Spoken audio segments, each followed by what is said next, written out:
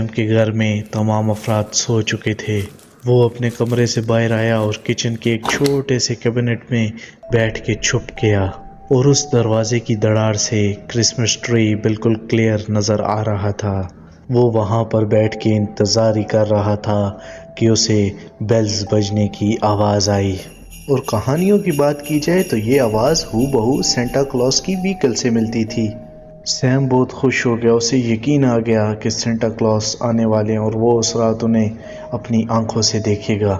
اور تبھی چمنی سے کسی کے نیچے آنے کی سیم کو آوازیں آنے لگیں۔